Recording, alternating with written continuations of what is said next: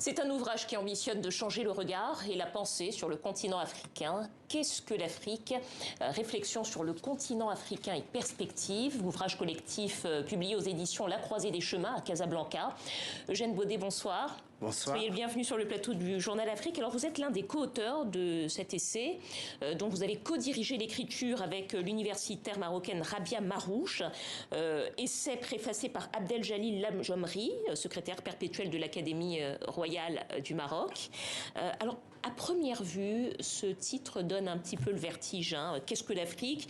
Même à 21 auteurs et 130 pages, on se demande un petit peu comment est-ce qu'on va faire pour décrire un continent aussi vaste et aussi divers. Quelle était l'idée de cet essai? Quel était le projet? Le projet était de créer une plateforme à partir de laquelle les intellectuels d'Afrique pouvaient échanger un certain nombre d'arguments, d'analyses, de réflexions sur une thématique commune. Et la thématique la plus adaptée pour l'Afrique, c'était justement qu'est-ce qu'elle est, qu'est-ce que l'Afrique. Et à partir d'elle, de redéfinir les termes d'une réflexion, mais aussi d'une sociabilité et d'une convivialité entre Africains eux-mêmes. Qu'est-ce que ça veut dire être africain? Et d'ailleurs, vous vous êtes posé la question sur le nom de l'Afrique. D'où vient-il justement ce terme, Afrique? Alors, le secrétaire perpétuel de l'Académie du Royaume du Maroc, le professeur Abdeljalil Lamjomri, explique précisément dans la préface qu'il a rédigée d'où vient le nom Afrique. Il vient d'une tribu amazigh au sud de Carthage, et qui était peuplée de ce qu'on a appelé les Afrigas. Et donc le mot Afrique viendrait de cette peuplade qui a aussi immigré sur le pourtour méditerranéen, autour de la Tunisie, du Maroc. Ce qui raconte donc l'histoire de ce continent déjà à travers ce mot d'Afrique, oui, qui atteste d'une relation transversale entre les différents peuples du continent. Et d'une adoption d'un patronyme commun et qui date du 1er siècle, disons, sous les Romains.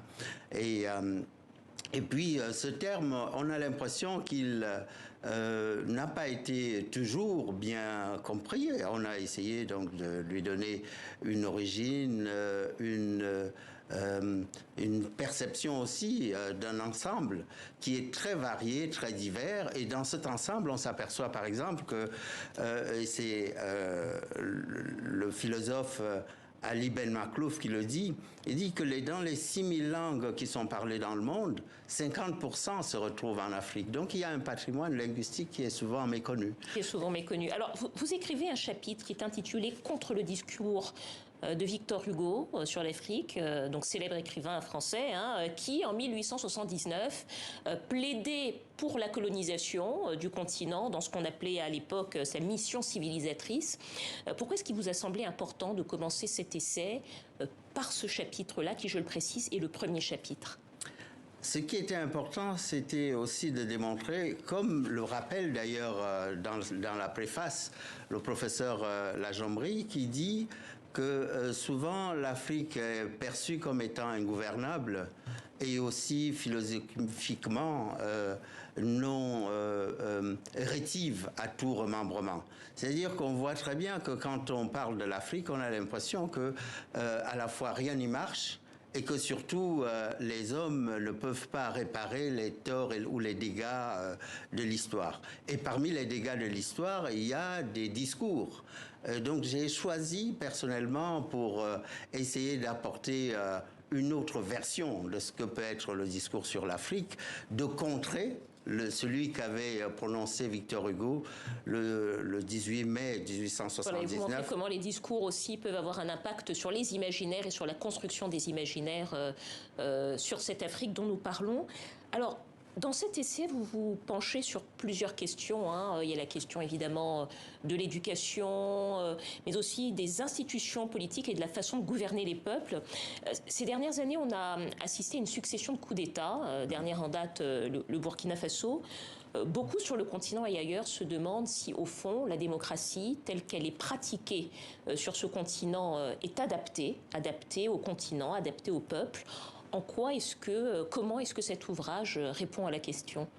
Eh bien, l'ouvrage essaye d'y répondre en disant simplement qu'il ne faut pas confondre les événements conjoncturels et les rendre permanents comme étant les marqueurs d'identité auxquels on ne peut pas échapper.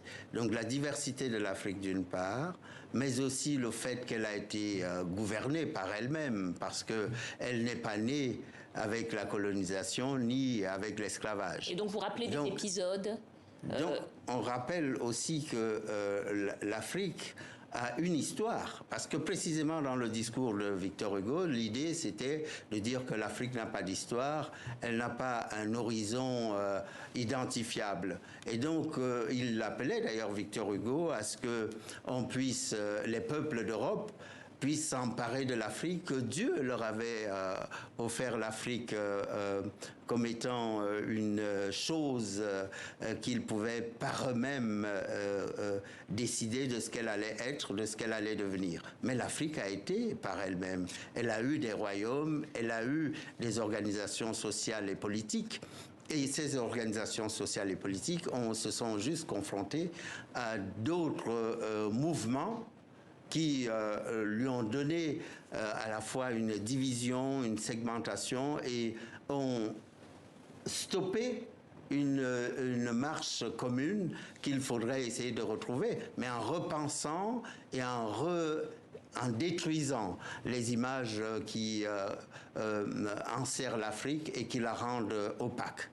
Peut-être une dernière question en quelques mots. Cet essai est la première production littéraire de la collection Sambura. Quel est le projet littéraire que vous souhaitez développer ?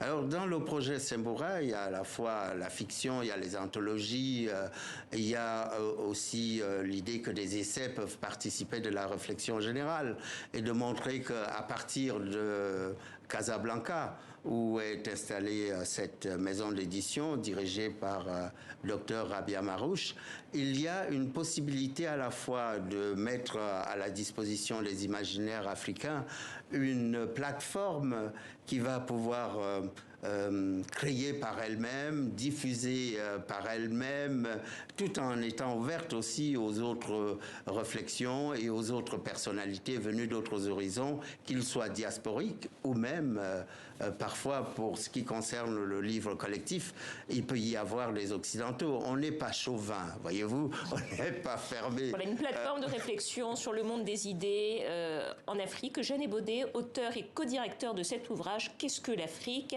édité donc à Casablanca. Je rappelle quelques noms de contributeurs: Véronique Tadjo, Gaston Paul Effa, le philosophe, et bien d'autres. Oui. Voilà, Aboué Mévégué, regretté. Oui. Merci beaucoup.